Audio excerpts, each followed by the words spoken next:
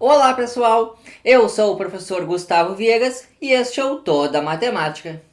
Há 300 mil anos, os nossos antepassados tinham apenas a capacidade de identificar se havia um ou se havia muitos.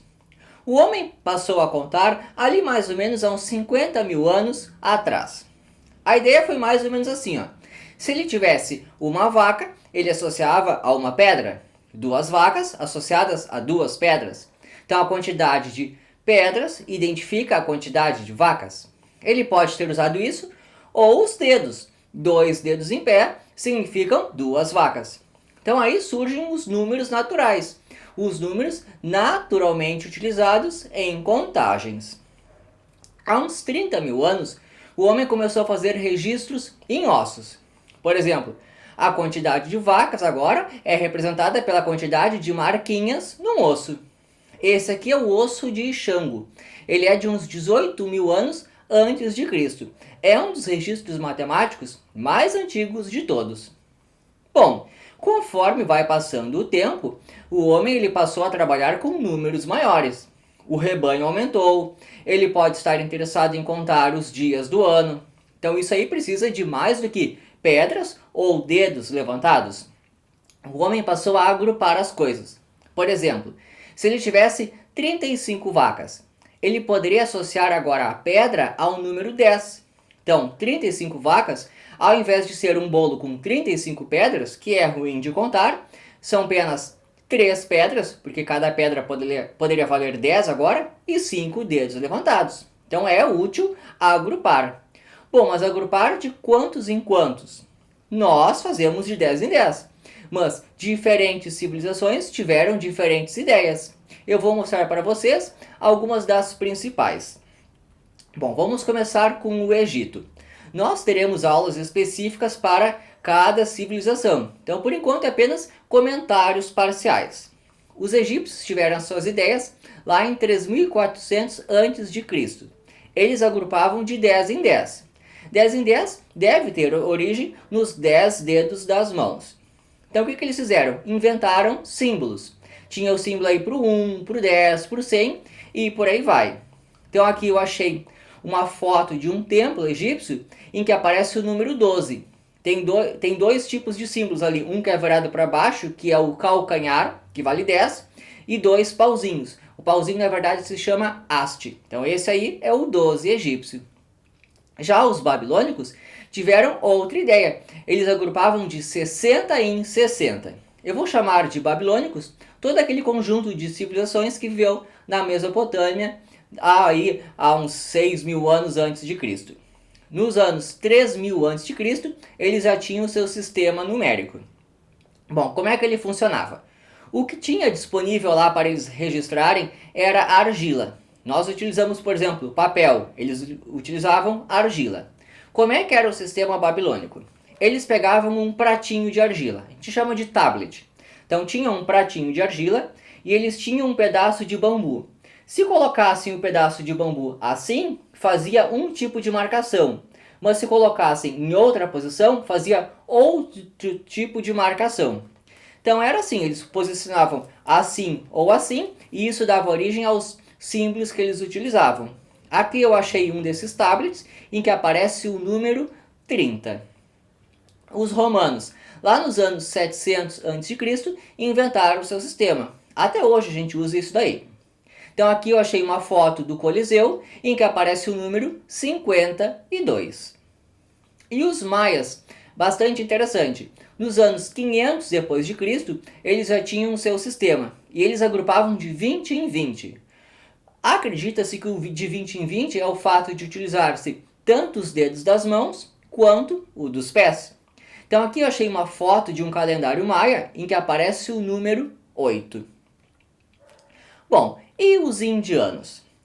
Ali pelos anos 100 a.C., os indianos já tinham estes símbolos aqui para identificar os números. Note que ainda não existia o zero. Bom, agora sim, ó, quando você faz algum jogo, é bem tradicional representar os números assim. Ó. Digamos que você queira fazer o 5. Você faz 4 risquinhos e mais um na transversal. jogo de carta, algum jogo de futebol, é bem comum registrar números assim. Nós fazemos assim. Bom, essa ideia os indianos também tiveram. Note que ali nos anos 100 a.C., o número 1, o 2 e o 3, eles eram representados por risquinhos na horizontal. Eles começaram a fazer, além do risquinho na horizontal, um risco na transversal. Este primeiro aqui deu origem ao 2. O 3 também, 3 risquinhos horizontais com 2 riscos na transversal, provavelmente deram origem ao símbolo 3. Então ali nos anos 800, eles já tinham estes símbolos agora para representar os números. Bom, e o conhecimento deles começou a se espalhar. Os árabes tiveram conhecimento disso daí, e nos anos 1000 nós já tínhamos umas 3 versões diferentes desses algarismos aí. A versão que chegou ali por Portugal e Espanha se espalhou pela Europa. Então nos anos 1400 nós já tínhamos estes símbolos para representar os algarismos dos indianos. E nos anos 1500, num formato já bastante parecido com aqueles que a gente usa. Então esse é o sistema indo-arábico, aquele que nós utilizamos. Ele surgiu ali por 250 a.C. na Índia. Os árabes tiveram conhecimento dele ali pelos anos 600 e depois eles chegaram na Europa, através dos árabes. No ano de 1202, o Fibonacci escreveu um livrinho e ele utilizou esses números aí. E isso ajudou a difundir bastante esse sistema na Europa. Então esse aí é um breve histórico dos números que nós utilizamos. Esse aí é um sistema posicional. Posicional é assim, ó. Eu tenho o 21 e o 12. O simples fato de mudar a posição muda o valor do número. Vamos falar um pouquinho do zero. Aqui eu tenho o 5. Mas se eu colocar agora este zero nesta posição, eu tenho o 50. Eu tenho o 500, utilizando ainda a ideia de colocar o zero. Então o zero ele ajuda a marcar a posição. Ele transforma o 5 em 5 dezenas ou 5 centenas e por aí vai. A primeira pessoa a identificar que o zero ele era um número como qualquer outro foi o Brahmagupta, o indiano, lá no ano de 628.